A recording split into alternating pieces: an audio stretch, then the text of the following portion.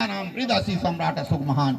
इसीलिए सम्राट अशोक महान को जो है सम्राट अशोक महान का शासनकाल मंगलकारी और स्वर्ण युग कहा जाता है।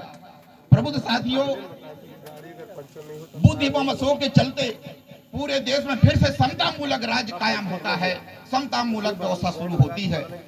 प्रबुद्ध साथियों, समय आगे चलता है। मौर्य वंश के ही अंतिम शासक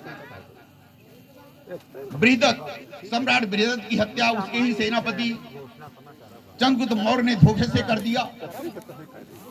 पुष्पित शुंग ने धोखे से कर दिया और स्वयं शासक बन गया। प्रबुद्ध साथियों, पुष्पित शुंग का शासक बनना तो अच्छी बात थी, लेकिन वह शासक बनने भर से खुश नहीं हुआ।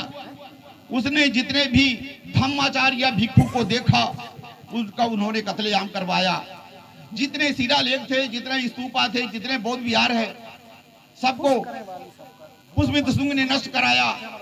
और इस प्रकार से ऐसा उसने इसलिए किया कि इनके पूर्वजों की धरोहर ही नष्ट हो जाएगी तो यह समाज कभी जगेगा नहीं।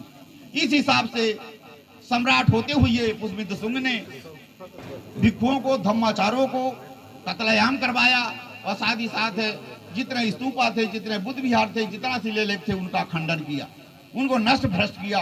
जितने विश्वविद्यालय थे उसमें हमारे भारत का भी विश्वविद्यालय था, उसे भी नष्ट भ्रष्ट किया। प्रबुद्ध साथियों, बृहदत्त के बाद पुष्पित शुंग के चलते हमारे देश में फिर से विषमता मूलक अर्थात तो वैदिक सभ्यता का विषमता मूलक शासन शुरू होता है। प्रबुद्ध साथियों, समय आगे बढ़ता है और पुष्पित शुंग के बाद कई वंश शासन किए।